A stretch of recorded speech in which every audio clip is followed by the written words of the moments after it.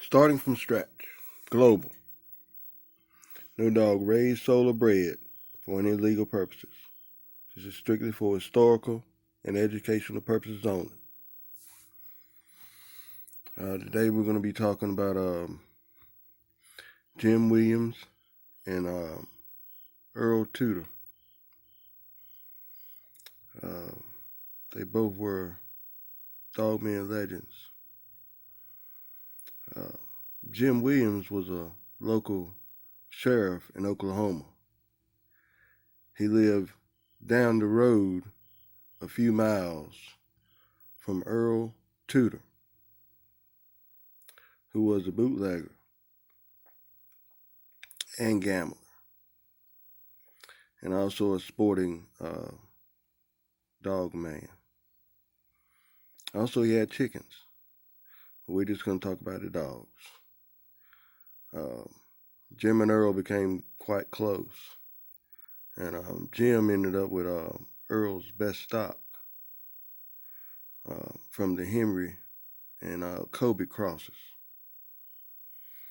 The breedings Jim Williams did with those dogs were amazing. The way he bred that family of dogs up until the breeding of Shine to Tudor's Dabo to produce Cannon's Black Shine, Carver's Black Widow's sire. Black Widow's dam was also heavily influenced on Jim Williams' stock. To note, Jim Williams had the best of Earl Tudor's stock. Earl didn't have it anymore.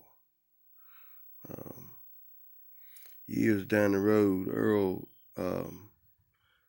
tried to get some of his blood back, and he got it back in the form of Carver's Black Widow, which, as rumor has it, Tudor stole Black Widow from Carver and bred her to Spike and to Dabo, and then he killed her, Earl Tudor.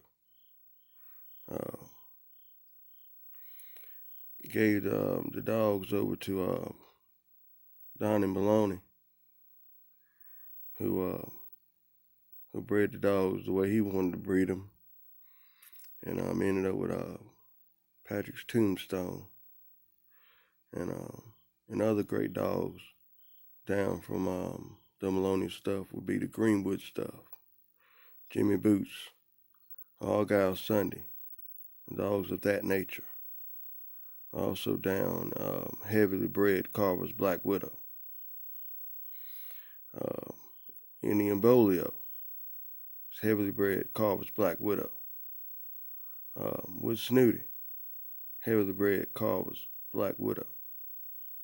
The Carver's Black Widow line is one of the best of all of the Carver and Tudor lines. Is a fact. It's been proven. The Tombstone Bolio cross, with addition to the Red Boy Jocko, has all the families have met. All the old family dogs, great dogs, met or meet when breeders make that cross, the Red Boy Jocko Tombstone Bolio cross.